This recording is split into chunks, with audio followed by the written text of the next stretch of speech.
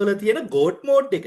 ගෝඩ් mode එකෙන් අපිට ගොඩක් ටූල්ස් තියෙනවා. ගොඩක් වැඩ කම්පියුටර් එකේ කරගන්න පුළුවන්. මේක හරියට හින් කන්ට්‍රෝල් පැනල් එකක් කියලා හිතන්නකෝ. ටූල් 200ක් විතර තියෙනවා කම්පියුටරින් එක එක වැඩ කරගන්න. ඉතින් අපි බලමු කොහොමද ගෝඩ් මෝඩ් එක enable කරගන්නේ. ඉතින් ෆලෝ කරන්න මෙන්න මේ ස්ටෙප් ටික යන්න වගේ ඩෙස්ක්ටොප් එකට.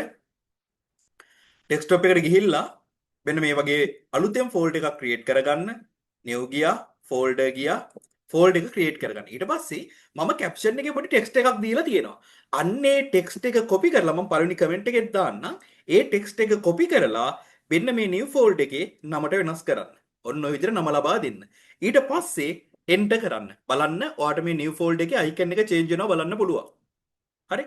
ඔයාලට පේන්නේ නැති දැන් ඒක ෆෝල්ඩර් එකක් විදිහට නෙමෙයි අර කන්ට්‍රෝල් පැනල් එකේ තියෙන අයිකන් එක තමයි තියෙන්නේ. ඔන්න දැන් ගෝඩ් මෝඩ් එක enable වෙලා තියෙන්නේ. දැන් ඔයාලට පුළුවන් මේකට ක්ලික් කරලා බලන්න මේ බලන්න අපේ කම්පියුටරයෙන් අපිට කරගන්න පුළුවන් ටූල්ස් 200කට වඩා තියෙනවා. එක එක දේවල් වලට අපිට මේ අවශ්‍ය වෙන. ඉතින් ගොඩාක් ටූල්ස් තියෙනවා. කන්ට්‍රෝල් පැනල් එකේ තියෙන හැම ටූල් එකක්ම මෙතන තියෙනවා. ඉතින් මේ වගේ ටිප්ස් දැනගන්න ෆලෝ කරන්න සමිත දිල්ෂා